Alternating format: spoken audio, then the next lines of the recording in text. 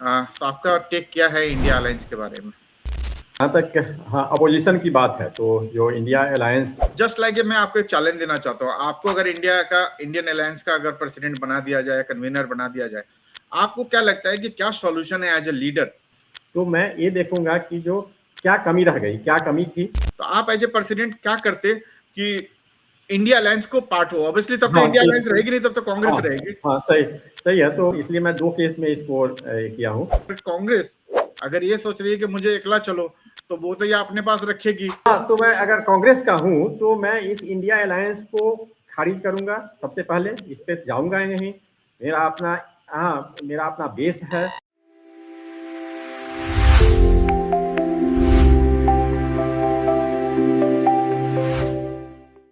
Hello friends, so last week हमने India alliance का meeting देखा and obviously India alliance kind of opposition का, I think वही अब एक अलायंस ग्रुप है जो जो एक डिस्कशन में है। आई डोंट नो क्या है, बट ऑब्वियसली टुडे हमारे साथ अगेन विभूति जी ज्वाइन कर रहे हैं।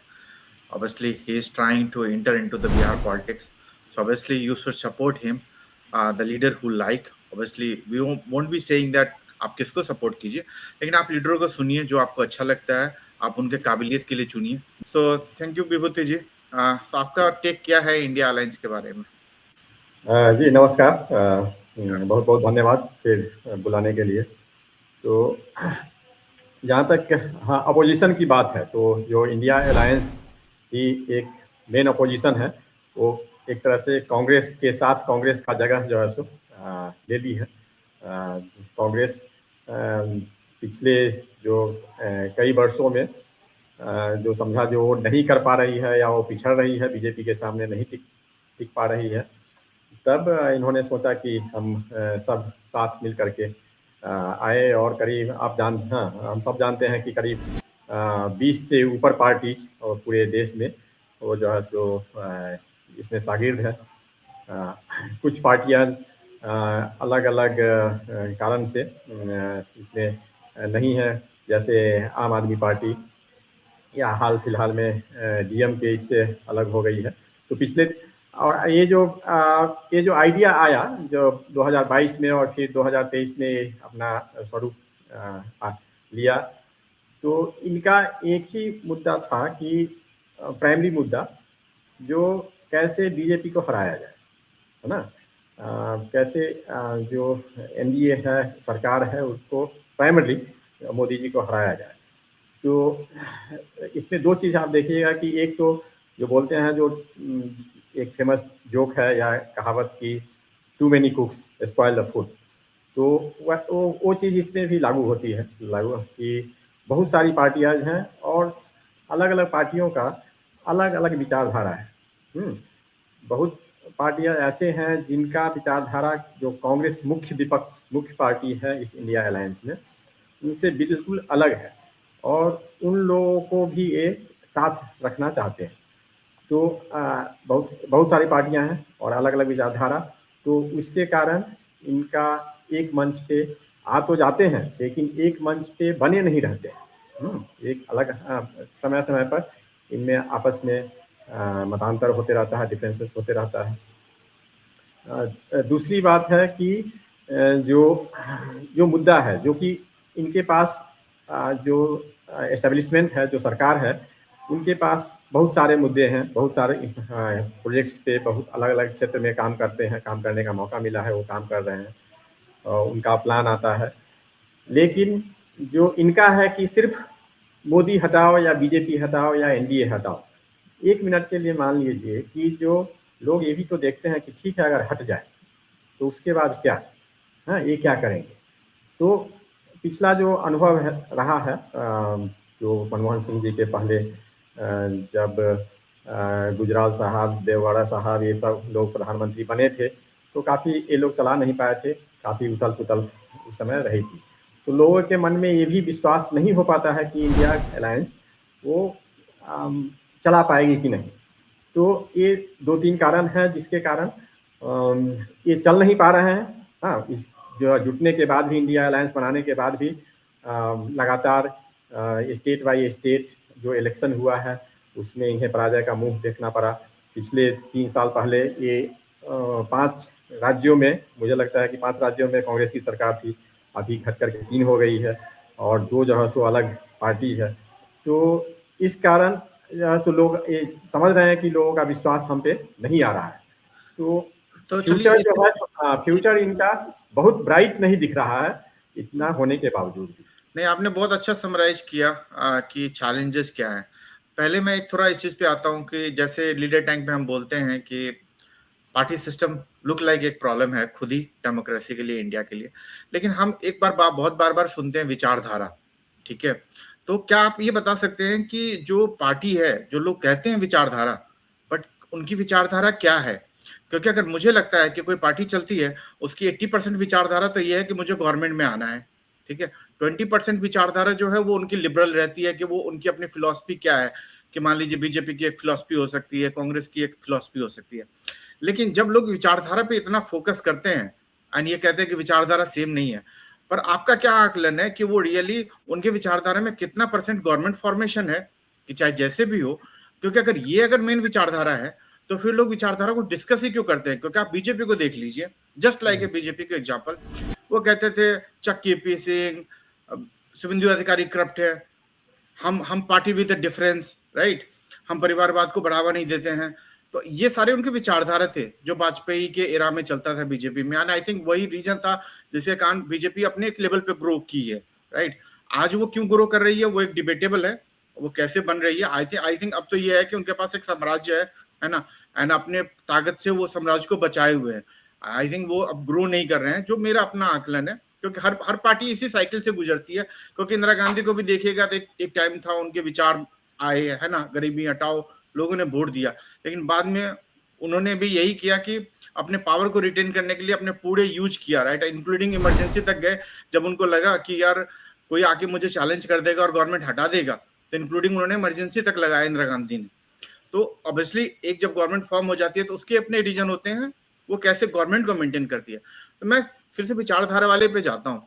जब हम कहते हैं उनके विचारधारा मैच नहीं करते हैं, मैं जब किसी भी आजकल के पॉलिटिशियन को पर्टिकुलरली, ऑब्वियसली मैं पार्टी बोल रहा हूँ, बोलना नहीं चाहिए क्योंकि मुझे लीडर बोलना चाहिए, लेकिन हर एमपीएलए और एमपी इंडिपेंडेंटली तो सोच भी नहीं पाता, ना वो अपने विचार रख पाता। मुझे नहीं लगता कि मैं बीजेपी के किसी एमपी का अपना विचार सुन भी पाया हूं इतने दिनों में, कि वो किसी चीज पे वो क्या बोलते हैं। उनके पार्टी स्पोक्स पर्सन बोलते हैं जिनको लोग वोट भी नहीं करते, है ना। तो आपका क्या है कि आपको क्या लगता है कितना परसेंट वो अभी विचारधारा पे और कितना परसेंट कल गवर्नमेंट फॉर्मेशन पे? अगर गवर्नमेंट फॉर्मेशन ही मेन विचारधारा है, तो लोग विचारधारा डिस्कस ही क्यों करते हैं? क्यों लोगों को बेवकूफ बना रहे हैं विचारधारा के नाम पे? ये बात सही है। मैं आपसे सहमत हूँ कि जो विचारधारा पे वो कायम नहीं रहते हैं। आप अभी जो मैंने पिछले चुनाव में जो मैं ग्राउंड पे काम किया हूँ, लोगों से जनसंपर्क किया हूँ और पहले भी मैं जुड़ा रहता था, तो आप देखिएगा कि कमोबेश हर एक पार्टी का एक विचारधारा से शुरुआत होती है या विचारधारा रहती है। जैसे कांग्रेस है, बहुत पहले से एस्टेब्लिश पार्टी है, तो उनका भी विचारधारा, या फिर बाद में जो जेपी आंदोलन से जो उभरे हुए पार्टी आई, उन सब का भी विचारधारा अपना एक रहा कि सेक्युलर पार्टी या जो गरीबों की पार्टी है, गरीबों का उत्थान या सामाजिक न्याय। हाल फिलहाल में जो आम आदमी आई, जो कि जो भ्रष्टाचार के विरोध में अपना मुहिम चलाया और जीरो भ्रष्टाचार, zero corruption, India against corruption से वो आगे बढ़े। अभी हाल फिलहाल में जनसुराज का लीजिए कि उन्होंने कहा कि जो शिक्षा कोई जात पात नहीं, और सबको लेकर के एक लगा कि जो एक उम्मीद है बिहार में। तो सारी पार्टियां एक विचारधारा लेकर के चलती है, लेकिन जो लोकतंत्र है जिसमें जिसको सबसे ज़्यादा वोट मिलता है, उसको वो सत्ता में आती है। तो फिर वो शुरू तो करती है जर्नी, अपना जर्नी का शुरुआत तो करता है एक विचारधारा से जो सुनने में दिखने में अच्छा लगता है। हाँ, जब आप उनका भाषण सुनिएगा तो सुनने में अच्छा लगता है और लोग उससे विचारधारा से जो प्रभावित लोग हैं वो उनसे जुड़ते हैं। लेकिन जब वो ग्राउंड पर जाते हैं, ज़मीन पर जाते हैं, जब उनका पॉपुलेशन मास से जब उनका रूबरू होता है और जब वो देखते हैं कि एक बड़े तबके के लोग, जो कि जैसे कि 60 to 70% जो लोग हैं जो गाँव में रहते हैं, जो अशिक्षित हैं, गरीब हैं, जो जिनको अभी वो जस्ट बेसिक नीड्स से ही जूझ रहे हैं, हाँ, जो भोजन वस्त्र आवास है उससे ही वो जूझ रहे हैं, उनके लिए बड़ी बड़ी विचारधारा कोई मायने नहीं रखता। बड़ी बड़ी विकास की बातें उनके लिए कोई मायने नहीं रखता। उनको लगता है कि मेरा आज रात का खाना, हाँ, आज रात है, या हाँ, अगले 1 महीना, अगले 1 साल मेरी ज़िंदगी कैसे चलेगी। तो जब तो वहाँ देखिए, से वो रूबरू होते हैं तब वो चेंजेज आता है। जब जाति पाति वोट, जहाँ जात पात, धर्म, ये सब जब रास्ते में आता है तब लोग धीरे धीरे वो शिफ्ट हो जाते हैं और देखते हैं कि किस तरह से फिर वही सत्ता हाथी आए, ताकि ठीक है, हम अपने विचारधारा पे भी काम करें और कुछ लोगों के लिए भी अपना काम करें। तो ये चलिए मैं इस चीज को सॉर्ट इन करना चाहता हूँ, है ना, क्योंकि ऑब्वियसली ये फैक्ट तो मीडिया में हजारों बार डिस्कस हुए हैं, तो मैं जनता को बोर नहीं करना चाहता हूँ जो फैक्ट ऑलरेडी उन्होंने। क्योंकि अगर आपको एक प्रोजेक्ट किया जाए लीडर, तो आपको कुछ ऐसा दिमाग में आता है कि हाँ यार, अगर इंडिया अलायंस अगर ये करती, या मैं एज ए कन्वीनर होता तो मैं ये करता, जिससे कि जनता का ट्रस्ट मुझ पर बिल्ट हो, है ना, रियली इनके पास एक चांस हो कि जहाँ पे जनता ट्रस्ट करने लगे कि हाँ यार, ये फॉर्म कर सकती है गवर्नमेंट, हमको एक स्टेबल गवर्नमेंट दे सकती है। क्योंकि आई थिंक सबसे बड़ा चैलेंज जो ऐसा आपने बताया कि बहुत सारी पार्टियों का है ना, एंड ऑब्वियसली बहुत सारी पार्टियां नहीं, कम से कम 3-4 तो मेन पार्टियां हैं, बिना उसके किसी भी हालत में कांग्रेस गवर्नमेंट फॉर्म नहीं कर सकती। तो सभी का से है। एक अच्छी भी बात होती है कि जब मेरे अंदाज से जब डेमोक्रेसी में 3-4 लोग, क्योंकि एमपी तो बोल नहीं पाते हैं, कम से कम पार्टी बोलती है तो कम से कम एक बैलेंस गवर्नमेंट चलती है, कैबिनेट जो है बैलेंस रहती है। लेकिन सेम टाइम ये प्रॉब्लम होता है कि जब खींचातानी में वो गवर्नमेंट को ही गिरा देते हैं, और वो 5 साल अगर इसी चीज में वरीड है कि कौन पीएम बनेगा, गवर्नमेंट चलेगी कि नहीं चलेगी, तो वो कंट्री को बहुत बड़ा नुकसान देता है। तो जस्ट जनता को अगर आपको कन्वीनर बना दिया जाए, I know it's a very upfront question, ये इतना आसान नहीं है आंसर करना, लेकिन फिर भी अगर आपको इंडिया अलायंस का कन्वीनर बना दिया जाए, तो आप क्या आइडिया प्रोजेक्ट कीजिएगा जिससे कि आज से 3-4 साल में जनता को उस पर ट्रस्ट बिल्ड हो, एंड एक चांसेस हो कि एक अच्छा ऑपोजिशन गवर्नमेंट चाहे कोई भी बने, मेनली है कि डेमोक्रेसी होनी चाहिए जहां पे दोनों के पास चांसेस हो और जनता के पास एक चॉइस हो कि वो इसको भी इलेक्ट कर सके और ये भी कर सके, ये ना कि मजबूरी हो कि यार हमारे पास तो यही एक चॉइस है।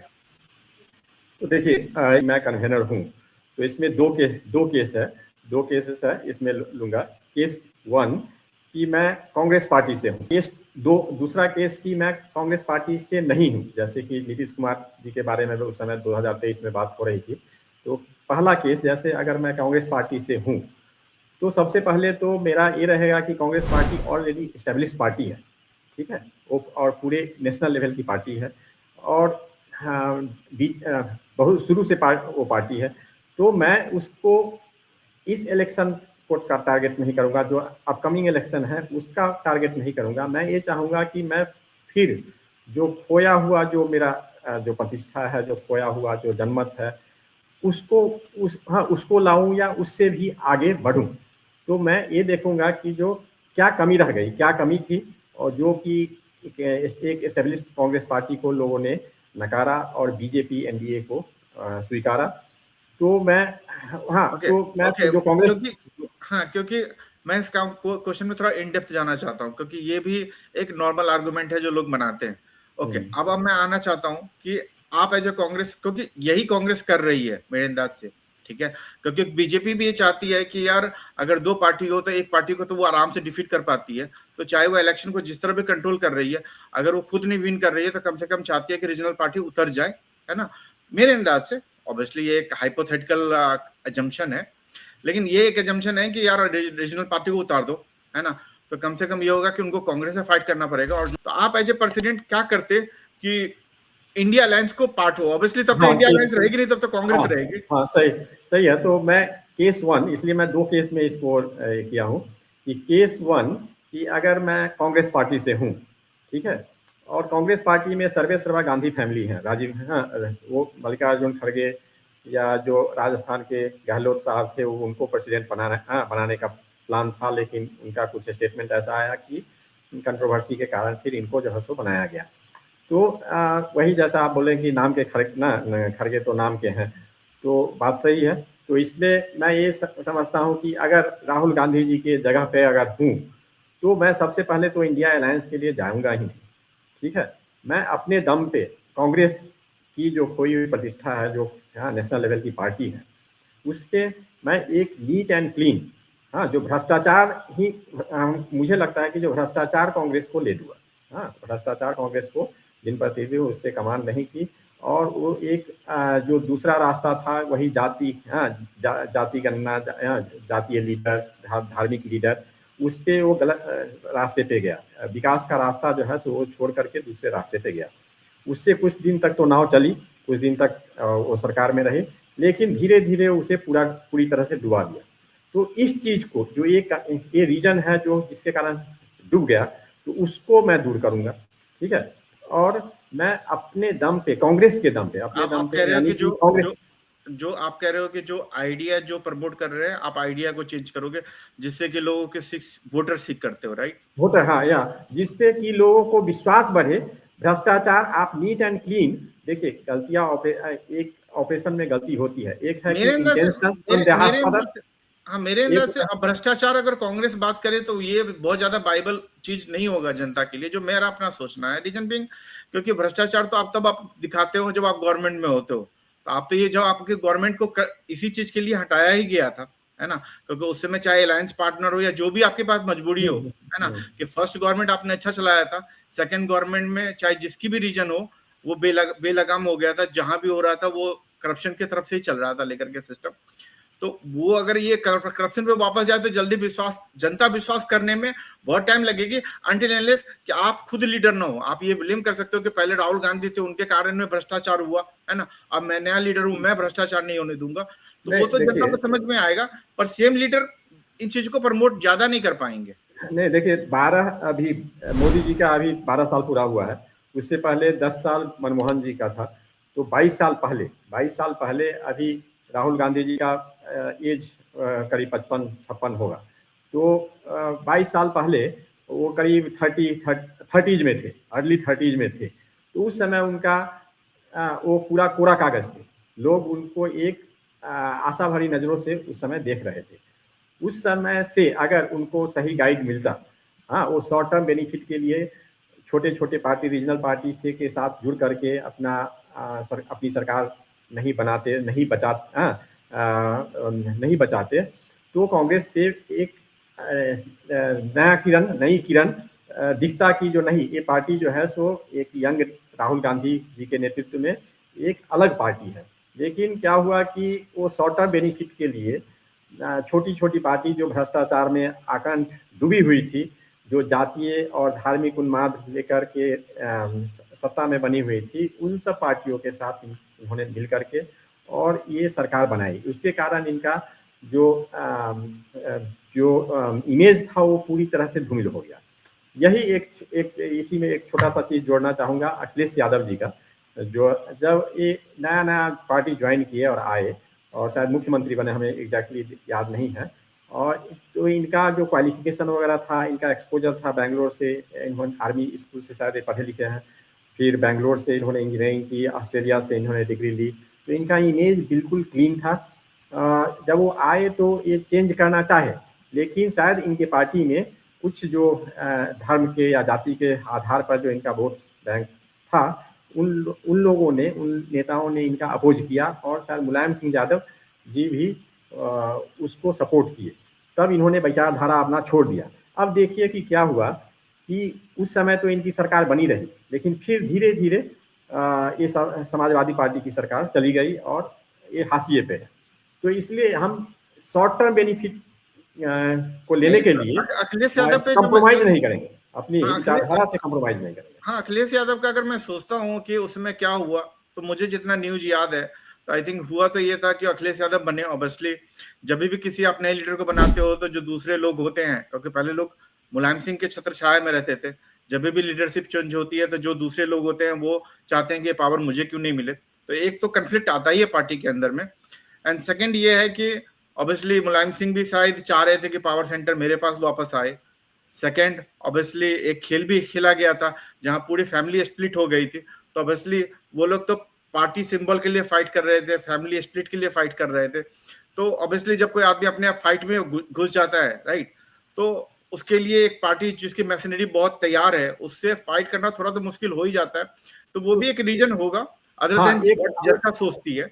एक क्लीन इमेज और एक एक्सटर्नल एक्सपोजर के साथ जो आए थे, लोगों को काफ़ी उम्मीद थी और वो शुरुआत भी किए उसको अपना ज़मीन पर उतारने का। लेकिन विरोध के कारण जब वो उनका इमेज जो चेंज हुआ, तो फिर वापस नहीं आया। वो फिर नए इमेज में मीन्स कि पुराने इमेज में जो मुलायम सिंह यादव के समय जो पुराना इमेज था, जो जातीय और धर्म पर के नाम पर एक दो जातीय और एक दो धर्म के नाम पे के साथ जो है सो चलना, तो वो फिर ये भी उसी में चले गए। तो इसके कारण बहुत बड़ा घाटा हुआ। राहुल गांधी जी का भी वही हाशिया हुआ, वही हर्ष हुआ कि वो सरकार बनाने के लिए उस समय इन्होंने कंप्रोमाइज किया और देखिए कि क्या हाल है अभी ना। क्योंकि मैं इसलिए ऑब्जेक्ट कर रहा हूँ क्योंकि हमारा लीडर टैंक की मकसद ही यही है कि हम डेमोक्रेसी को लाए। पार्लियामेंट में तो बहस चलता नहीं है, तो हम लीडर को यहाँ मौका दे टफ क्वेश्चन पूछने का, जो रियली पार्लियामेंट में होना चाहिए। क्योंकि यही क्वेश्चन विपक्ष को पार्लियामेंट में पूछना चाहिए कि आप हमको भ्रष्टाचार बोलते ही किस हक से है, राइट? जब आप प्रूफ नहीं कर पाए, है ना, आपकी गवर्नमेंट होने के बावजूद भी, तो आप हमें भ्रष्टाचार बोलते किस तरीके से हो? तो ये आपको आर्गुमेंट अच्छा नहीं लगता कि कांग्रेस को लोग भ्रष्टाचार बोलते क्यों है? देखिए, वही तो मैं बोल रहा हूँ कि टेक्निकली प्रूफ करना, हाँ, ये बहुत कठिन काम होता है कि जो किसी को आप जो भ्रष्टाचार किया कि नहीं, पैसा लिया कि नहीं।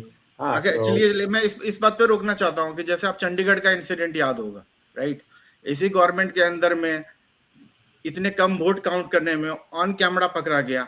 मान लीजिए अगर एक तरह से ले भी लिया जाए कि वहां जो आदमी प्रिसाइडिंग ऑफिसर बैठा हुआ तो उसकी गलती थी, उसकी इमेच्योरिटी थी, लेकिन ऑब्वियसली जैसे ही ये इंसिडेंट हुआ, ये हाई लेवल तक को दिखा होगा, पीएम ऑफिस को भी दिखा होगा, होम मिनिस्टर को भी दिखा होगा, सारे जज को भी दिखा होगा, लेकिन किसी ने इंटरजेक्ट नहीं किया। तो ये सबसे बड़ा करप्शन तो यही है, क्योंकि जो करप्शन आप प्रूव नहीं कर पाए वो छोड़ दीजिए, तो उस तरीके से देखिएगा तो सीधे ही अभी की करंट गवर्नमेंट करप्ट है उस तरीके से। क्योंकि जो ऑन कैमरा, जिसको एक सुप्रीम कोर्ट के चीफ जस्टिस ने कुछ दिन के हियरिंग में बता दिया कि भैया ये ऑन कैमरा, और पब्लिक आम पब्लिक भी देख के समझ सकती है। और जब जस्टिस ने बोला कि यार आपने ऐसे साइन लगाए, ये लगाया, तो आप तो ये मान के चलो कि गवर्नमेंट के पास ये सारे इंफॉर्मेशन होंगे, है ना, कि एक्चुअली हुआ क्या। तो अगर वो करप्शन को अगर वहां पे और नहीं रोक पाए, मान लिया कि 2G डिफिकल्ट था, ये था, अगर ये डिफिकल्टी था तो ये तो प्रोपेगेंडा था, क्योंकि अगर आप प्रूफ नहीं कर सकते तो आपको उठाने का हक किसने दिया? तो मेरा उस तरीके से है, क्योंकि एक है प्रोपेगेंडा मशीन, जो दुनिया जानती है कि हिटलर भी कैसे चलाते थे गवर्नमेंट, है ना। एक होता है चाइना भी चलाता है ना। एक होता है प्रोपेगेंडा मशीन, और एक होता है कि जो तथ्य है, टेक्निकल है। तो टेक्निकल में मेरे अंदाज से लगता है जो भी आरोप लगा उसके कारण गवर्नमेंट चली गई।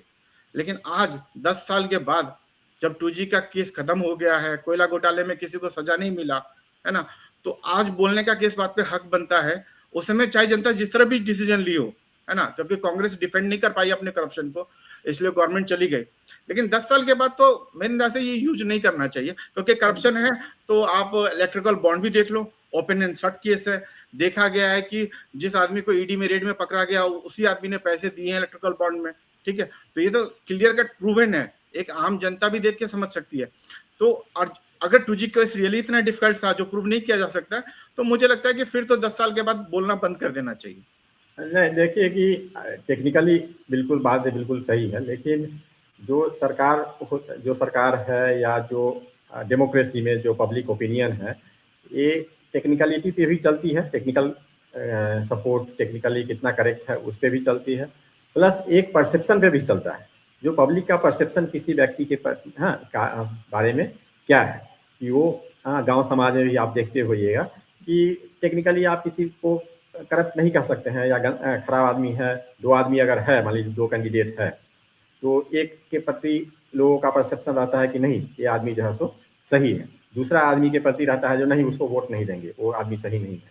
अब उसको पूछिएगा जो टेक्निकली प्रूफ करो, या किसी एजेंसी को बोलिएगा कि टेक्निकली प्रूफ करो कि ये आदमी सही है, ये आदमी गलत है, तो वो टेक्निकली प्रूफ नहीं हो पाएगा। तो वही केस इस भ्रष्टाचार में भी है, एक से गवर्नमेंट ऑपरेशन में भी होता है, कि लोगों का एक परसेप्शन बनता है। अगर जो चंडीगढ़ वाली बात आप बोले, जो कैमरा पे पकड़ाया, तो अगर उसको वैसी घटना अगर बार बार लगातार अगर घटती है, लोग देखे कि जो शीर्ष नेतृत्व है उसको पता है लेकिन वो कुछ कर नहीं रही है, तब फिर लोगों का परसेप्शन उसके प्रति फिर बदलने लगेगा उसको। नहीं, मैं चंडीगढ़ वाले इंसिडेंट में यही बोला कि जो वहां के प्रिसाइडिंग ऑफिसर ने किया वो एक आदमी का मिस्टेक है, लेकिन जब गवर्नमेंट इलेक्शन कमीशन उस चीज पे सिट करती है और लोगों को हाई कोर्ट में जाके फाइट करना पड़ता है और सुप्रीम कोर्ट में जाके फाइट करना पड़ता है अपने डिसीजन को प्रिवेल करने के लिए, क्योंकि यही सेम इन्फॉर्मेशन उनके पास इलेक्शन कमीशन, गवर्नमेंट, सबके पास अवेलेबल है। तो ये ब्लेम जो है, ये नहीं होता कि वो एक इंसिडेंट है, देन ये डायरेक्टली ब्लेम आपके गवर्नमेंट पे जाता है, क्योंकि इन्फॉर्मेशन अवेलेबल है, आप उसको वेरीफाई कर सकते हो, और जो डिसीजन 1 महीने लग रहा है वो आप डिसीजन 2 घंटे में कर सकते हो। That's why exactly people government बनाती है, राइट, कि वो एज ए जाए और वो जल्दी एवेल्युएट करे।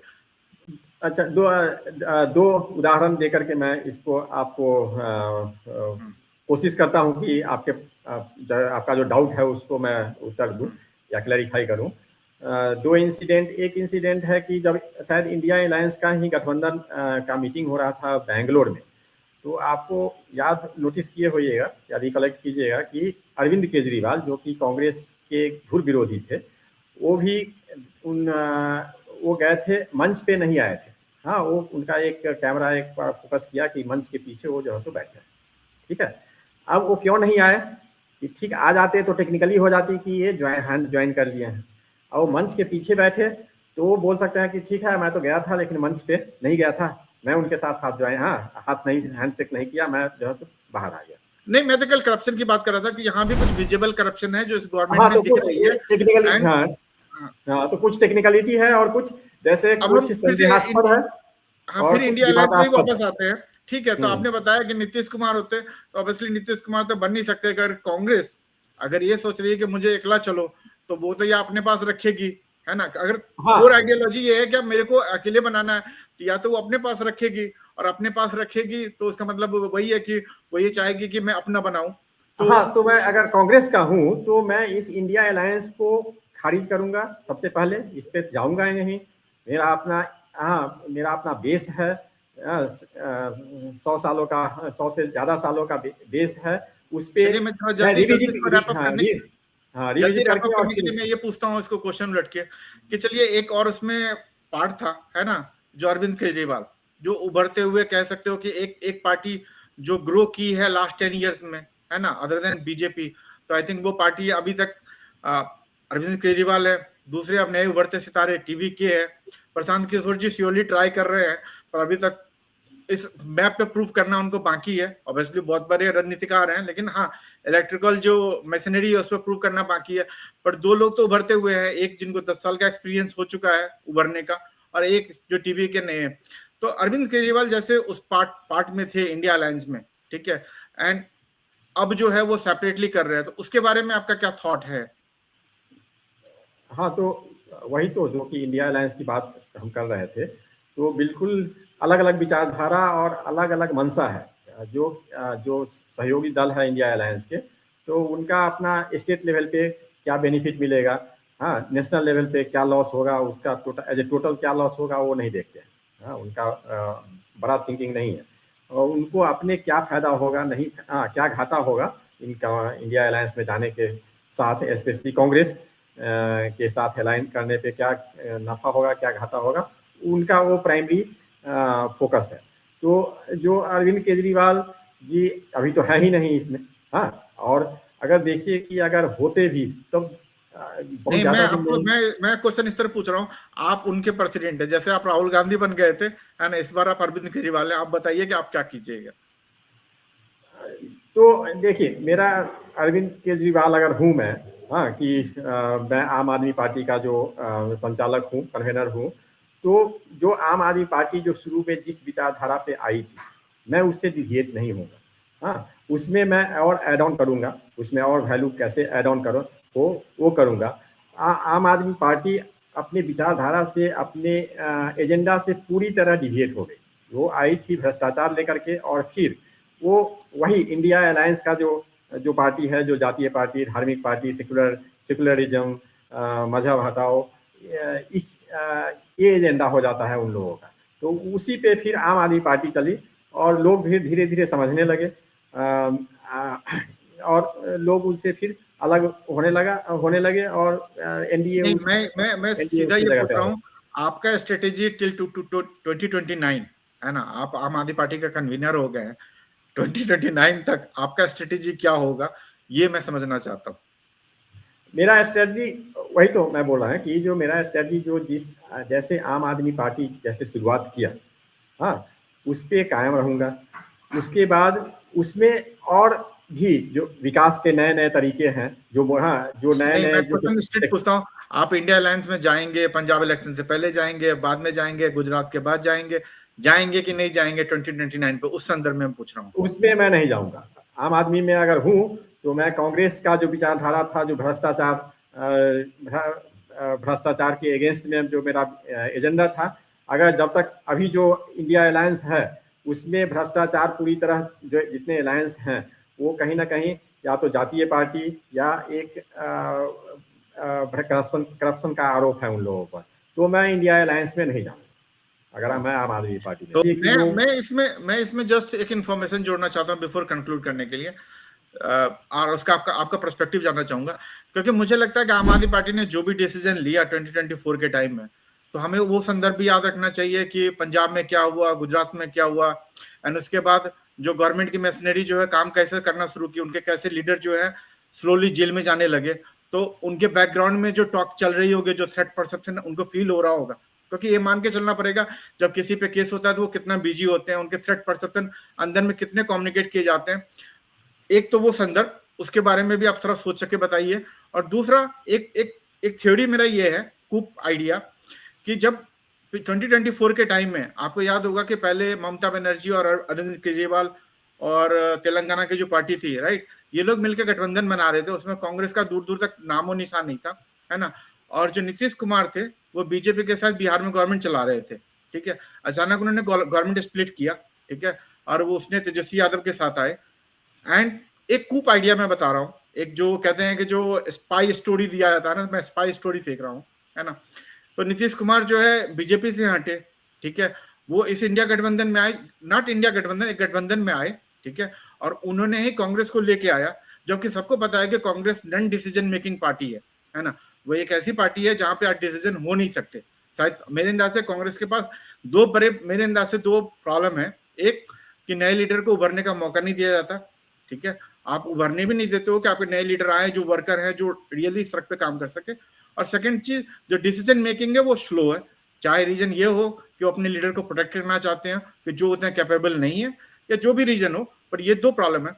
लेकिन उस कूप में ये भी हो सकता है, ये कूप किसने चला ये पता नहीं, अगर कूप के तरह माना जाए स्पाइस स्टोरी, तो नीतीश कुमार आए, कांग्रेस को लेके आए, ऐसी पार्टी जो इन्होंने कह दिया कि मल्लिकार्जुन खड़गे को ही पीएम बना दो, है ना, इस बात पे भी डिसीजन नहीं कर पाई कांग्रेस, है ना। एंड इसके कारण जो 2024 जो है बिना decision making alliance, opposition alliance बन के रह गया, जहां कोई भी डिसीजन नहीं हो पाया और सब छटपटाते रहे। लास्ट में ममता बनर्जी उड़ गई, नीतीश कुमार उड़ गए, तो आई थिंक बिफोर 2024 इलेक्शन होने से पहले ही उसको सबोटाज भी कर दिया गया।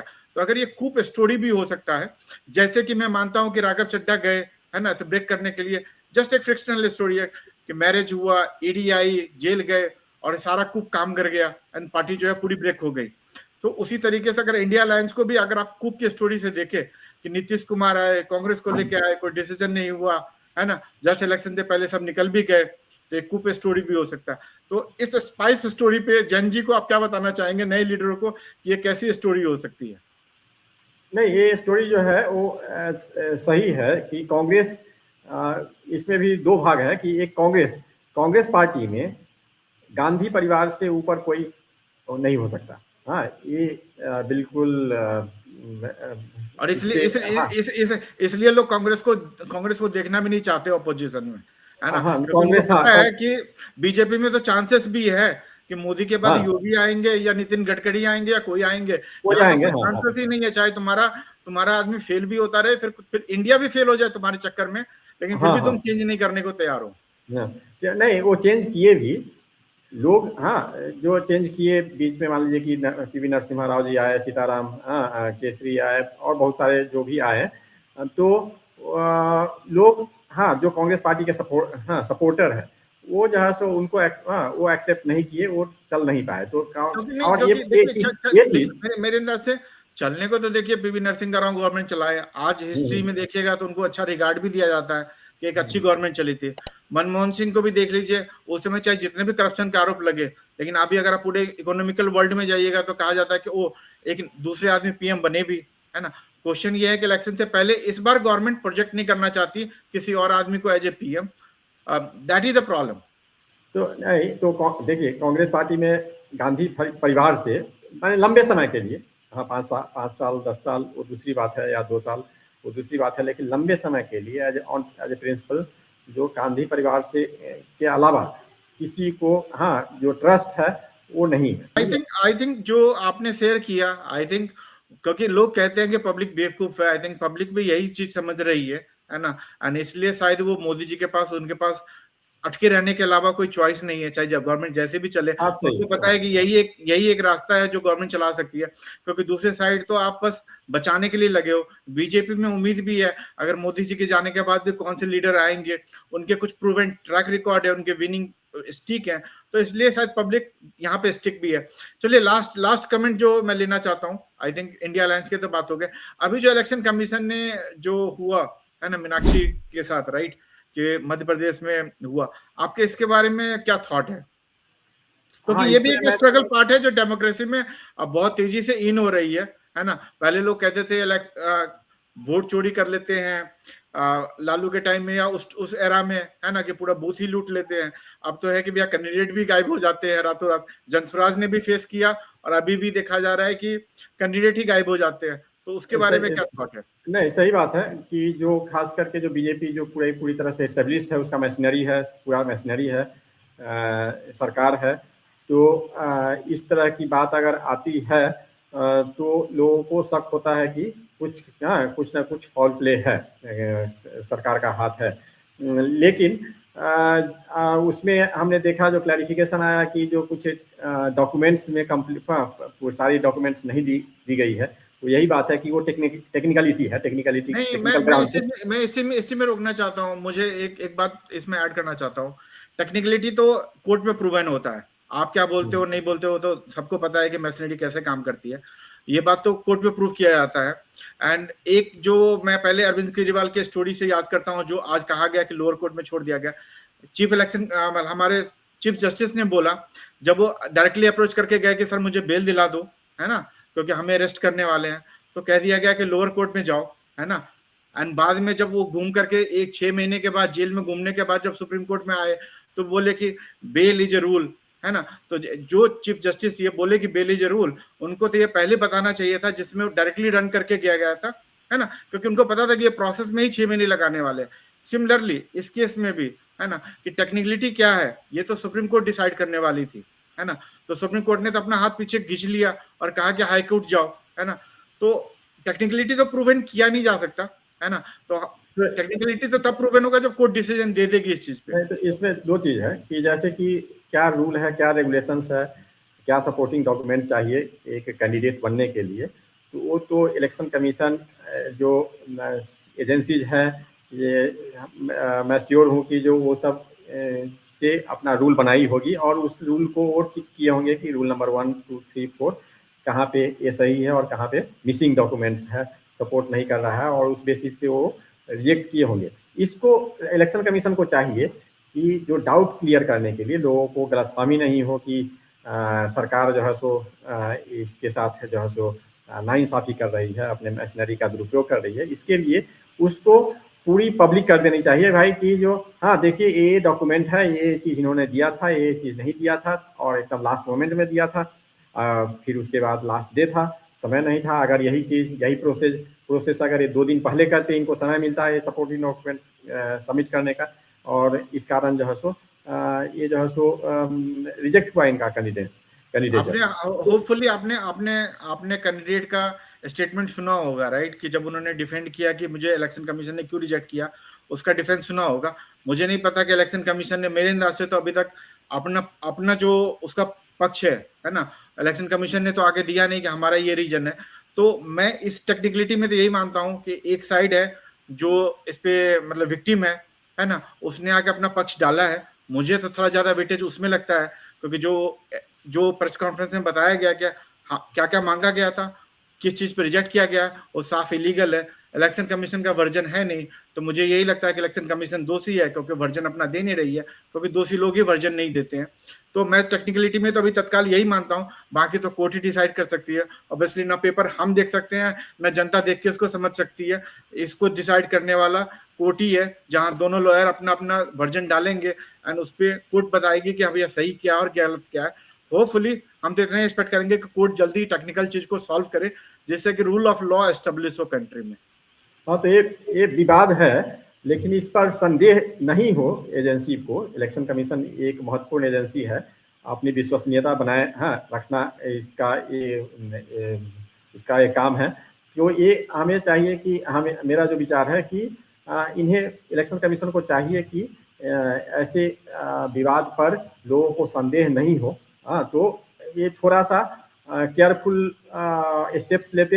हो सकता था कि इनके लिए स्पेशल केस में 1 दिन या 2 दिन और समय दे करके बोलते कि भाई आप पूरा डॉक्यूमेंट दीजिए, और एक कैंडिडेट से जो मुझे तो लगता है कि समय देने तो बहुत बड़ी बात है। पहले इलेक्शन कमीशन जब भी क्वेश्चन करे तो उनको पब्लिक में आके पहले बताना चाहिए। सबसे बड़ा तो मुझे लगता है प्रॉब्लम यह है कि कोई भी इंसिडेंट होता है ना, तो जो टॉप बॉस है कंट्री के, चाहे एजेंसी के या जो भी, वो तो बोलने भी नहीं आते, क्योंकि जब आप बोलते भी नहीं हो तो आपको क्वेश्चन भी नहीं किया जा सकता। तो आई थिंक रूल तो वही ब्रोकन है, टाइम तो बहुत देर की बात है। तो thank you, I think nice talking. आप कुछ अगर लास्ट में समराइज करना चाहते हैं, अदरवाइज या हमने काफी लॉन्ग में इंडिया अलायंस डिस्कस किया है अभी। हाँ, तो नहीं, इसी में इलेक्शन कमीशन का ही जो ये अपने पे विश्वसनीयता बनाए रखे, लोगों को इसके प्रति संदेह नहीं हो, खास करके ऐसी घटनाओं पर, तो इन्हें कुछ आउट ऑफ वे जाकर के भी इनको कुछ स्पेस देना चाहिए, ताकि इन्हें विपक्ष को या जो हल्ला करते हैं उन्हें मौका नहीं मिले, या उन्हें लोगों को भी इससे पूरी संतुष्टि हो। तो इलेक्शन कमीशन को चाहिए कि आउट ऑफ वे जाकर के भी ऐसे केस को हैंडल करे, क्योंकि इसमें एक टेक्निकलिटी ही नहीं निर्भर करती है, इससे परसेप्शन भी एक निर्भर करता है। लोगों को अनावश्यक रूप से एक संदेह हो जाता है कि सरकार की मशीनरी है, इसलिए सरकार के फेवर में काम कर रही है। तो वो उनकी निष्पक्षता बनी रहे, उसके प्रति उन्हें कुछ आउट ऑफ वे जाकर के काम करना चाहिए। ये मेरा इलेक्शन कमीशन से मेरा सुझाव है। चलिए, thank you, thanks for talking along. I think हमने थैंक यू। इंडिया अलायंस के डिफरेंट पर्सपेक्टिव को देखा है, सो थैंक यू। थैंक्स।